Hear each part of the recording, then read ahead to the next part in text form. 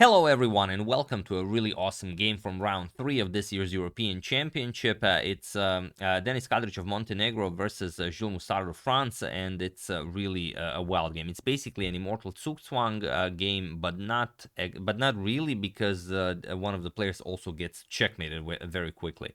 So okay, you could argue that in a Zugzwang one of the players will eventually get checkmated, but here it just happens very quickly, and you'll see what I mean by this. But it's absolutely amazing how all of the pieces are completely tied up. So let's check it out. Kadric has the white pieces, and he opens with pawn to e4. We have pawn to c5. Moussard goes for the Sicilian defense. Knight to c3. We have d6, and now pawn to f4. Denis goes for the Grand Prix attack against the Sicilian. g6. We have knight to f3, bishop to g7, and now bishop to b5 with check. We have bishop to b5, bishop to d7, and now usually you either capture or maybe just castle. But here we have pawn to a4, which is a fairly rare move. Knight to c6, we have castles, and now comes the really rare move. Now, the position up until this point has been reached before many times.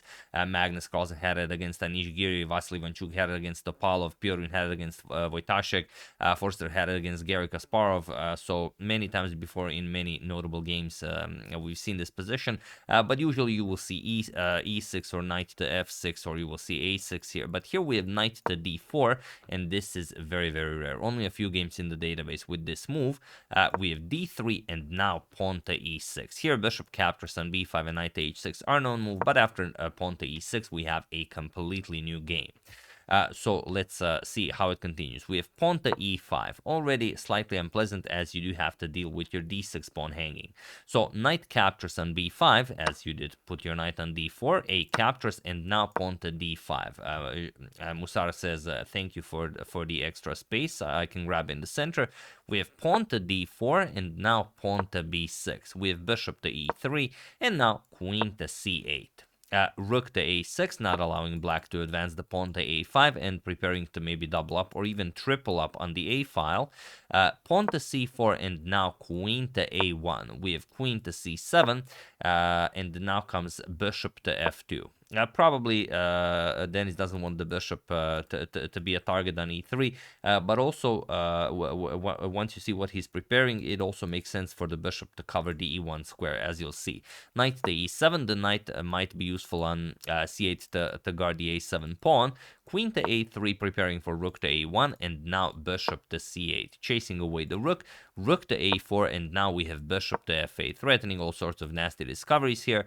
And you could actually play this, like you could play rook to a1, and now black doesn't really have a good discovery. If knight to c6, you just move the queen back to a2, and if knight to a5, okay, now the knight prevents you from attacking a7, but you're going to play bishop e1, you're going to move the knight, you're going to capture on a5, so eventually you will break through. But okay, here Denis goes for an even stronger idea, and that is pawn to b4.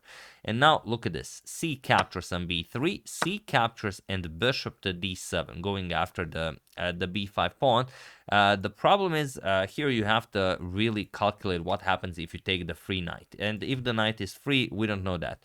But yeah, in the game it wasn't played. In the game bishop to d7 was played. I will just show what happens because it requires quite a lot of calculation, and probably why Moussard didn't go for it. Rook to c1 attacks the queen. Once you move the queen, and queen to d3 is the only square you have, now you play rook captures on a7, and after rook captures, queen captures, you play bishop to h6. This is the star move you have to find in order to claim any sort of advantage maybe in this position. Rook to c7 goes after the knight. Now you just castle and you give up the knight.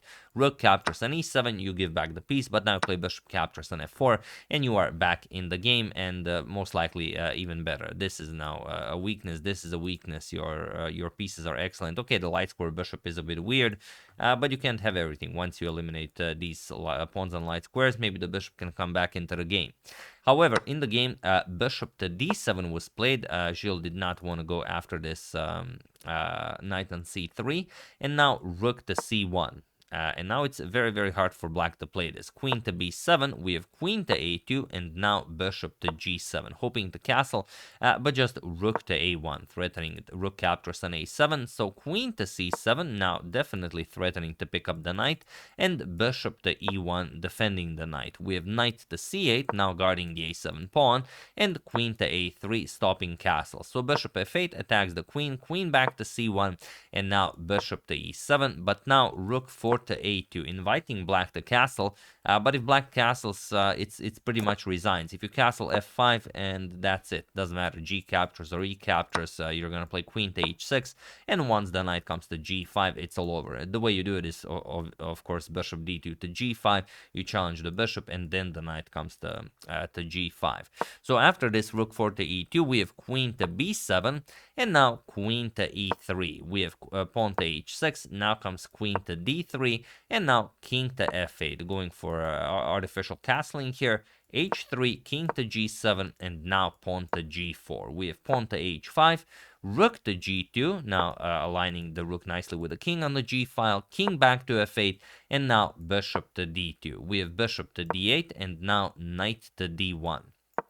H captures on g4, H captures, and now rook to h3. So black manages to activate his rook, but you'll see it's not all that impressive. King to f2, and now bishop to e8. Here you could also go for bishop to h4, but then you you pretty much lock your rook here on h3, king g1.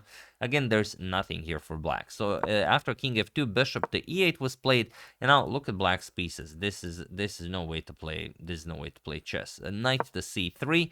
Queen to e7, and now pawn to g5. You completely keep the black queen out of the game. Okay, the black queen still has access to b4, but do you really want your queen on b4? There's nothing else black can play, so he does go for queen to b4.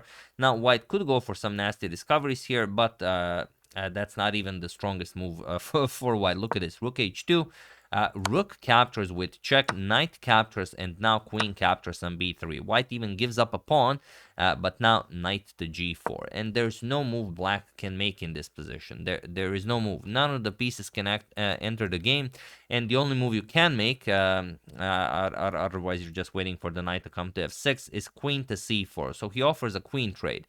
You could maybe postpone this, go for knight to e7, maybe try to bring the rook into the game, but look at this, knight to f6, and now if rook to c8, you just play queen to h3. How do you stop this checkmate? Queen h6 will be checkmate.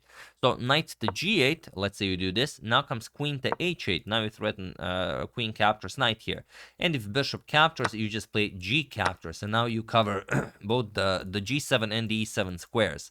And if bishop captures on b5, you create some breathing room for the king. Queen g7 check, king e8, now you take the knight, king goes here, you take the pawn on f7, king to c6, and now even rook captures on a7, and there's no defense. Queen captures on e6 is checkmate on the next move, regardless of what black plays.